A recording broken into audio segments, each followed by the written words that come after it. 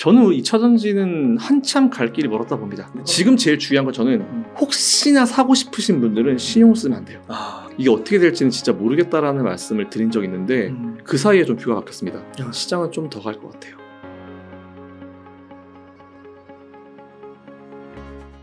저는 M&A가 주 사업입니다. 제 본업은 M&A인데 저 같은 경우는 이제 국내 주식 투자를 이제 올해로 24년 차 했네요. 24년 차 했고 해외 주식도 2007년도부터 한 16년 정도 투자를 하면서 사실 저는 처음에 저도 투자를 할 때 개인 투자자들에게 정말 아무런 어떤 보상 이런 거 없이 투자를 도와주는 그런 조언을 해주는 분들이 없더라고요. 네. 지금도 역시 마찬가지인 것 같아서 시간을 내서라도 조금 많이 오지랖을 부려서 저의 어떤 이런 노하우나 제가 보는 시장의 사이트를 좀 알려드리고자 열심히 여기저기 방송 많이 나가고 있고요. 현재 한국경제TV도 나가고 있고 웅달책방 다시 찾아왔습니다. 네. 대표님 오랜 세월 동안 이렇게 투자를 해오셨는데요. 성과도 너무 좋으시고 또 지난 출연에서 말씀해 주셨던 뭐 엔비디아라든지 삼성전자라든지 정말 그때가 바닥이었어요. 그때 엔비디아 안 좋았어요. 그때 엔비디아를 얘기를 많이 했습니다. 우리 웅달 책방에서도 얘기했고 제가 나가는 뭐 채널마다 다 얘기하고 한국경제TV에서도 얘기하고 했는데 리플이 참 안 좋았죠. 무서웠죠. 맞아요. 뭐 당신이나 사십시오. 너나 사라. 이런 얘기 되게 많이 들었던 시기였었는데 그때가 진짜 저점이었던 것 같아요. 그게 작년에 이제 뭐 1년이 넘었네요 벌써. 그래서 참 안타깝긴 하지만 어쨌든 어쩔 수 없습니다. 그러니까 그렇게 잘 보시고 성과도 좋으셨는데 최근에 보면은요 장이 우리나라 시장 보면은 진짜 막 2차 전지가 이런 현상을 좀 과거에도 보셨었나요? 그럼요. 보셨어요? 예전에 저는 요즘에 2차 전지 관련 종목들을 보면서 사실 저는 개인 투자자들의 어떤 수익에 대한 목마름 때문에 발생한 이슈라고 봐요. 이런 급등락이. 네, 그럼요. 이런 급등락은 예전에도 분명히 있었던 거고 이게 나쁜 건 아니에요. 어쩔 수 없이 수익을 찾아가는 건 모든 사람들이 해야 되고 하고 싶고 저도 하고 싶은 거기 때문에 찾아가는 이런 현상은 예전에도 있었고 예전에는 이제 바이오 제약주 중에도 많이 몰렸었고 자동차에 많이 몰렸었던 적도 있었고 제가 처음에 주식 살 때는 이제 IT 버블 때였거든요. 그때 당시에는 이제 IT 종목들에 좀 많이 몰려 있었죠. 그래서 정말 그때는 어느 정도였냐면은 유상증자만 한다고 해도 상한가를 갔어요. 오히려. 네. 그때 뭐 유상증자 하면은 막연한 어떤 그런 기대감. 유상증자에서 그 돈 받아가지고 투자하려나 보다. 라는 그런 기대감 때문에 유상증자만 해도 상한가를 갔던 시기가 있었거든요. 그러니까 20년 전이랑 지금이랑 달라진 건 하나도 없어요. 결국은 개인 투자자들의 어떤 수익을 위한 목마름, 뭐 이것 때문에 발생한 현상이라고 생각해서 이걸 뭐 나쁘다라고 판단하지는 않습니다. 자연스러운 현상이에요. 그러면은 2차 전지 주가를 좀 여쭤보면 뭐 에코프로나 뭐 포스코퓨처엠이나 포스코홀딩스나 막 하루에 10몇 프로, 막 20%까지도 오르고 또 막 10몇 프로 떨어지고 막 이랬잖아요. 그래서 현재 좀 주가 수준, 그 2차 전지 산업에 대한 뷰가 좀 어떠세요? 되게 많은 얘기들이 있어요. 지금 2차 전지에 대해서. 그래서 저도 이제 2차 전지에 대해서 멘트하기가 참 어려운데 사실 오늘 웅달책방에서 그냥 다 말씀을 드리려고요. 제 원래 말씀을 드리는 게 맞는 것 같아서 저는 2차 전지는 한참 갈 길이 멀었다 봅니다.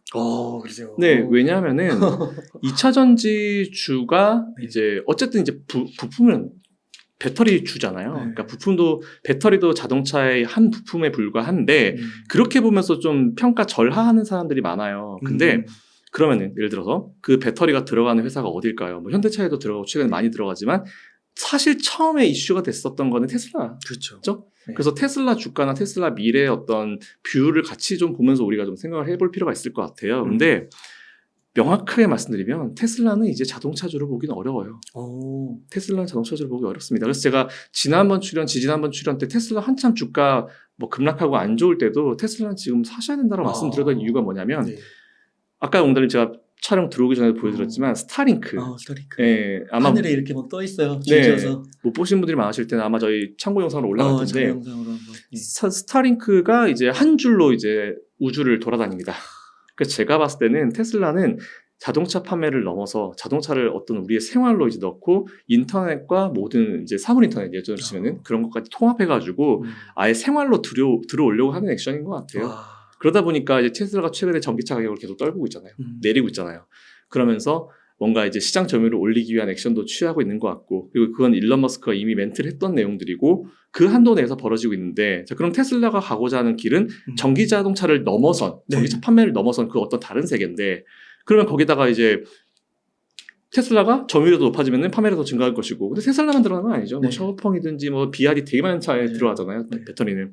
그렇게 된다 봤을 때, 그러면은 그렇게 앞으로 우리 차들이 전기차로 어느 정도 대체가 되는 시기가 언젠간 오겠죠. 물론 내연기관차 확 망하진 않을 거예요. 어느 정도 이제 양쪽의 경쟁이 좀 있긴 있을 테지만, 앞으로도 성장을 한다라는 그런 거를 가정해놓고 봤을 때, 제가 봤을 때는 지금 제일 중요한 건 뭐냐면은 에코프로든 에코프로 BM이든 뭐 포스코 엠텍 포스코든지 제일 중요한 거는 그 회사가 지금 머무르고 있는지 안 머무르고 있는지 중요합니다. 그러니까 단순히 지금 있는 제품 가지고 판매만 하는 기업인지, 판매를 하면서 미래를 그 다음 스텝과 그 다다음 스텝을 예상을 하고 준비를 하고 있는 기업인지, 사실 그게 제일 중요한데. 네. 근데 뭐 사실 지금도 보면은 뭐 차기를 뭐 전고체 배터리다 뭐 이렇게 얘기하긴 하는데, 전 전고체 배터리는 잘 모르겠어요. 근데 배터리도 최근에 워낙 많은 형태로 이제 발전을 할 수 있다라는 그런 얘기들이 나오고 있기 때문에, 우리가 전고체 배터리에 대해서 너무 미래다라고 이제 집중해서 가는 것보다는 배터리도 분명히 다양하게 성장을 할 수 있고 또 개발이 될 수가 있거든요. 그래서 그 얘기는 새로운 어떤 것들이 나오게 되면은 또 그게 이슈가 돼서 주가가 올라갈 수 있다는 거예요. 저는 사실 에코프로 BM을 지금 사시라는 말씀은 절대 아니에요. 근데 이런 비율을 한번 여러분들이 생각하셔야 되는 게, 증권사가 보통 이제 그 어떤 회사의 이제 밸류를 측정을 하고 목표가를 설정을 할 때는 지금 현재 그 회사가 만들어내고 있는 매출을 기준으로 할 수밖에 없어요. 그리고 수주를 언제까지 잡아놨는데, 그럼 이 수주를 몇 번에 걸쳐서 나누고 그럼 재무제표가 어떻게 될 것인가, 이렇게 할 수밖에 없는데, 과연 좀 그럼 물어보고 싶어요. 그러면은 과연 이 회사의 10년 후의 미래를 당신이 한 번에 얘기할 수 있어요? 없죠. 불가능하죠. 왜 그러냐면, 제가 이 얘기를 왜 하냐면은 예전에 테슬라 그랬어요. 테슬라 저 예전에 처음, 그때도 한 말씀드렸던 것 같은데, 테슬라 예전에 한 6, 7년 전에 투자할 때 진짜 힘들었어요. 뭐 공장 디폴트 된다 이런 얘기도 있었고 막 장난 아니었었거든요. 부도난다고. 네, 근데 뭐 일론 머스크도 보면은 지금에서야 뭔가 인플루언서가 돼가지고 이제 좀 핫 이슈인데, 그분은 그때부터 그랬거든요. 꾸준했어요.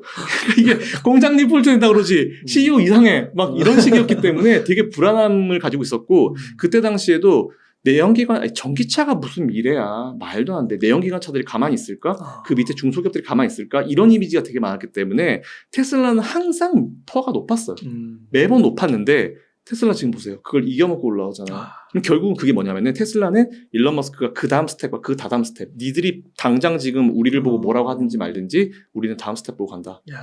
이걸 한 거죠. 근데 그거를 일론 머스크는 만들어냈죠. 스페이스X를 만들면서 로켓을 쏘고 밑에 로켓 밑분이 내려와서 다리를 세우고 다시 쓰고, 스타링크를 띄워가지고 한 줄로 우주에 보이게 할 수 있는 그런 상황을 만들어 놓고. 그래서 저는 지금 제일 중요한 거는 포스코 퓨처엠이든지 뭐 에코프로든지 그 회사가 다음 스텝을 어떻게 밟고 있는지를 여러분들이 꼭 보실 필요가 있을 것 같아요. 만일 제가 알기로는 에코그룹이나 우리나라 기업들은 다음 스텝과 다다음 스텝 다 준비가 돼 있어요. 그렇기 때문에 저는 과연 에코프로를 당장 이거를 비싸다라고, 뭐 지금 기준으로 보면 비쌀 수도 있어요. 근데 과연 5년, 10년 후에 이 회사를 비싸다고 말할 수 있을까? 장담할 수 있을까? 전 못한다 보거든요. 그러니까 이게 약간 뭐 어떤 수준이 있는데, 네. 이렇게 천천히 왔으면 네. 어차피 오는 네. 그 가격인데, 이게 네. 너무 빨리 네. 압축시켜서. 빨리 온 건 맞아요. 왜냐하면은 제가 지난번에도 한번 작년에 이런 말씀 드렸던 것 같아요. 미국이 테슬라가 사실은 보면은 주가 수준이 좀 횡보하던 구간에 항상 마진콜이 그 쇼커버링이 터져요. 쇼커버링이 터지면서 공매도 세력을 이겨버리면서 주가가 뭐 레벨업이 되거든요. 테슬라가. 그래서 제가 그때 뭐라고 그랬냐면은, 환경에서도 그랬지만 우리나라도 한국형 쇼커버링 현상이 발생할 수 있다라는 얘기를 사실 제가 작년에 했었어요. 많이 나오고 있죠. 그리고 올해 초에도 제가 삼성전자 얘기하면서 공매도 1위 삼성전자다. 이거 쇼커버링 들어가면 삼성전자 주가는 달라질 수도 있을 것 같은데 라고 말씀드렸었던 이유가 그런 거였고, 최근에 보면은 에코그룹도 이제 쇼커버링, 쇼스퀴즈 현상이 발생하면서 주가가 좀 많이 올라간 거 맞긴 맞아요. 맞긴 맞는데, 저는 사실 모르겠어요. 뭐 테슬라, 에코프로 그 두 개를 완벽하게 똑같이 비교할 수 있는 기업들은 아니에요. 근데 그 현상만 놓고 보면은 에코프로나 에코프로 BM이라고 그게 왜 안 돼? 공매도를 이겨먹고 올라가는 거. 그리고 제가 오기 전에 봤는데 공매도량이 안 줄었더라고요. 진짜요? 공매도 잔량이 똑같더라고요. 그 얘기는 앞으로도 쇼커버링이 계속 발생할 수 있다는 얘기예요. 아니면 급등락이 계속 나올 수도 있다는 얘기고, 이게 앞으로 어떻게 될지는 모르겠다는 부분인데. 무섭네요. 네, 근데 지금 제일 중요한 건 저는 에코프로를 사라 사지 마라 보다는 혹시나 사고 싶으신 분들은 신용을 쓰면 안 돼요. 레버리지, 신용 뭐 대출 이런 거는 안 받으시는 게 맞는 것 같아요. 왜냐면 마진콜이 발생하면은 밑으로 떨어질 때 그쵸. 정말 예상할 수 없을 정도로 뭐 20% 떨어질 수도 있잖아요. 그럼요. 네. 그렇기 때문에 매수를 생각하시는 분들은 저는 레버리지를 쓰지 않는 게 맞다라고 보고 있고 매수 매도는 결국 여러분들이 또 그 다음 스텝과 다음 스텝에서 얼마나 개별적으로 평가를 하시냐에 따라 달라질 수 있는 부분인 것 같은데 네. 저는 좀 그래요. 요즘에 에코프로가 비싸다 뭐 그러는데 사실 제가 작년에 포스코 얘기할 때도 맞아요. 뭐 스콜딩스 계속 모아가는데 포스코홀딩스 작년 여름부터 얘기할 때도 그때 근데 진짜 대표님 되게 잘 보셨는데요. 너무 잘 보셨는데요. 근데 포스코홀딩스 너무 눈에 보였어요 그때 당시. 너무 쌌어요. 그때 당시에 왜냐하면은 다 했어요. 그때 당시에 일본이 뭐 중국이 뭐 희귀가스 같은 것도 이제 문제가 러시아 희귀가스가 문제가 됐을 때도 포스코에서 희귀가스가 나왔었어요. 그리고 최근에 보면은 저는 이제 사실 포스코홀딩스를 얘기 갑자기 넘어가는데 얘 주가를 더 높은 곳으로 보는 게 외국인들은 얘네를 철강주로 봐요. 근데 개인 투자자들은 2차전지로 봐요. 맞아요. 근데 최근에 올라간 거는 2차전지 때문에 올라간 거예요. 근데 철강은 제가 봤을 때는 중국이 돌아서면 돼요. 예전에 중국에서 건설 경기 붐이 일었을 때 전 세계적으로 철강이 없었거든요. 그 정도 비쌌어요. 중국 시장 바닥이잖아요. 근데 중국 지금 살리려고 지금 부양책 엄청 쓰고 있잖아요. 네. 안 살아날까요? 제가 봐서 살아나요. 올해는 모르겠고 내년에 미국 대선이 있으니까 미국이 내년까지는 이제 분명히 중국의 일반 우리끼리 표현으로 멱살잡이를 할 거예요. 근데 그때쯤 돼서 제가 봤을 때 중국 증시가 내년에는 바닥을 눈에 띄게 보일 가능성이 크다 봐요. 그러면은 지금은 2차전지주로 막 포스코홀딩스 이렇게 움직이고 있는데 주가가 많이 떨어진다 했을 때 거기서 중국 경기가 살아나서 건설 경기가 안정을 찾게 되면은 그때는 외국인들이 얘를 건설주로 보고 들어오면서 네. 2차 랠리가 나올 수 있죠. 저는 그렇게 네. 보고 있어요. 그래서 포스코홀딩스도 단기간 내에 좀 빨리 올라간 건 맞긴 맞아요. 그래서 제가 작년에 설명을 드릴 때 단가가 23만 원, 20만 원 초반대였을 거예요. 근데 최근에 이제 뭐 70만 원, 80만 원 이렇게 올라가니까. 근데 저는 그거보다 훨씬 더 높은 자리를 보고 있어서 네. 포스코도 배당도 잘 주고 그리고 제일 마음에 드는 이쁜 짓 한 거 있잖아요. 자사주 매입 후 소각. 제가 되게 좋아하는 거. 자사주 매입 후 소각. 그렇기 때문에 저는 포스코홀딩스도 갈 길이 멀다. 그리고 에코프로나 에코프로 BM 같은 경우도 다음 스텝과 다다음 스텝이 어떻게 돼가고 있는지 좀 봐서 판단하는 게 좋을 것 같아. 그리고 뭐 에코프로 라이벌 기업으로 뭐 중국 기업들 얘기하는데 그건 좀 아닌 것 같아요. 중국 기업은 아니에요. 아닌 것 같아요. 아닌 것 같아요. 뭔가 포장이 되어 있는 중국 기업들이 많아요.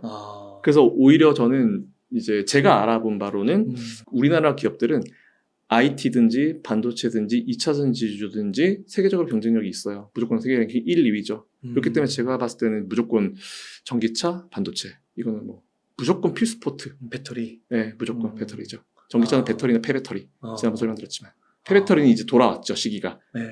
1차적으로 이제 판매했던 자동차들의 폐배터리 시기가 돌아왔죠. 벌써 돌아오고 그게 내년 내후년이잖아요. 그렇구나. 관심 가져야죠. 네.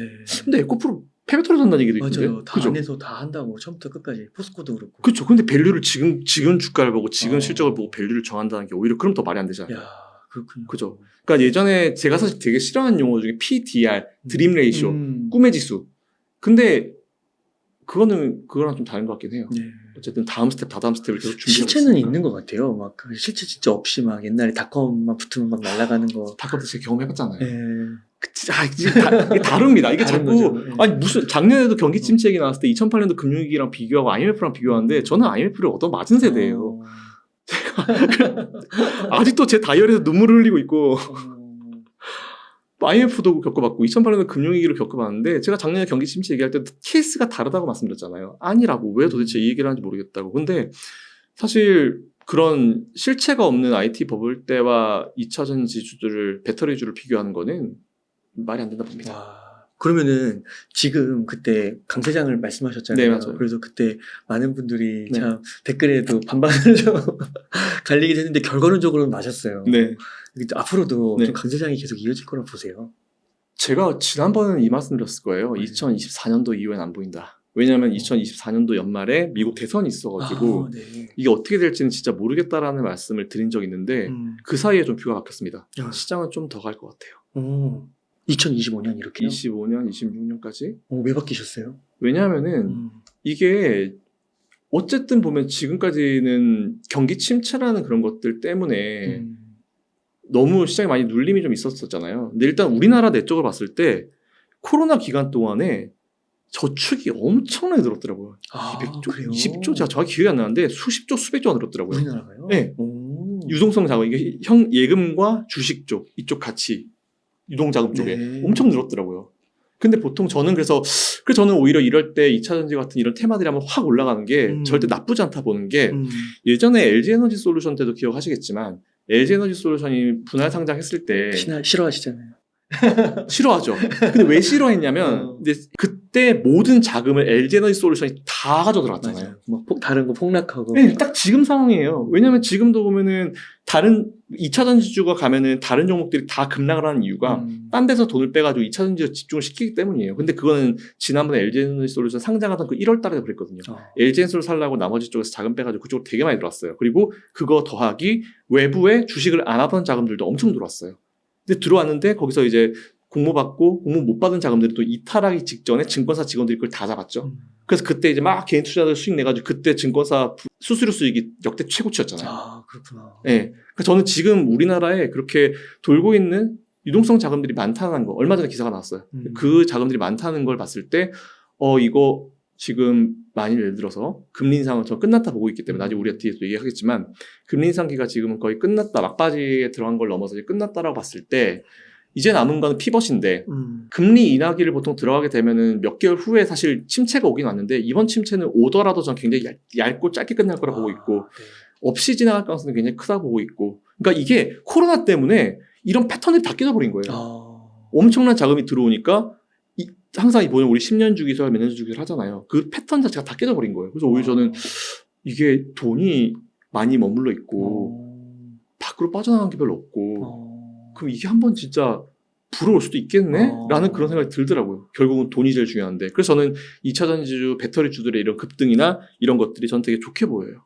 왜냐하면 그렇게 하면 확 하면 시장이 돈이 확 모이기 때문에 저는 오히려 이런 전반적인 부분들을 봤을 때 한번 큰 시장이 올 가능성은 굉장히 높다. 그래서 지난번에도 제가 우리나라는 지난 3,850포인트를 넘어선 지수가 나올 수 있을 것 같다라고 말씀드렸는데 그 의견에 대해서는 지금도 유지를 합니다. 와, 그러게요. 근데 사실 근데 이 얘기했을 때 되게 시장 안 좋을 때 얘기했잖아요.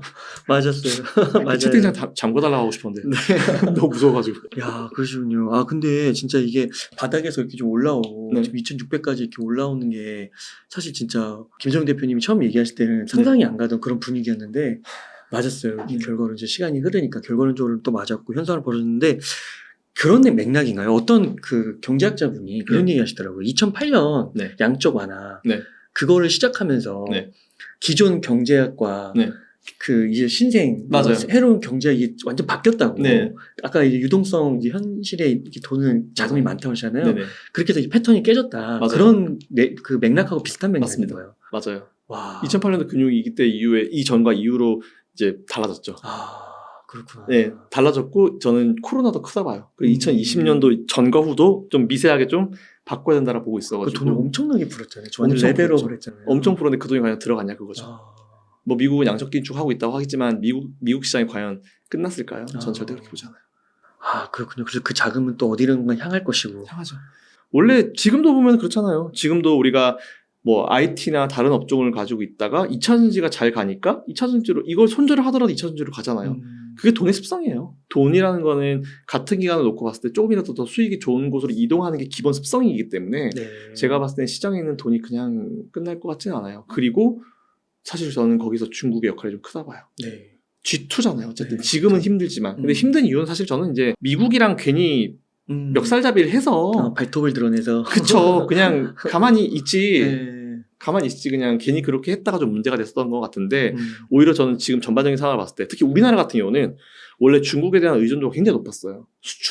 중국이 우리나라 걸 수입을 안 해주면 우리나라 경제가 휘청할 정도였으니까. 근데 오히려 최근에 제재를 들어가면서 중국과 조금 수출이 줄어들어서 우리나라도 수출이 좀 꺾이는 느낌이 있긴 있지만 그렇다 해도 잘 움직여요. 그래요? 그 중국을 어느 정도 제껴놓고도 지금 우리나라 종목들 실적이 뭐 지금 2분기는 안 좋게 나왔지만 그래도 지수는 올라와요. 근데 나중에 여기서 중국이 살아난다?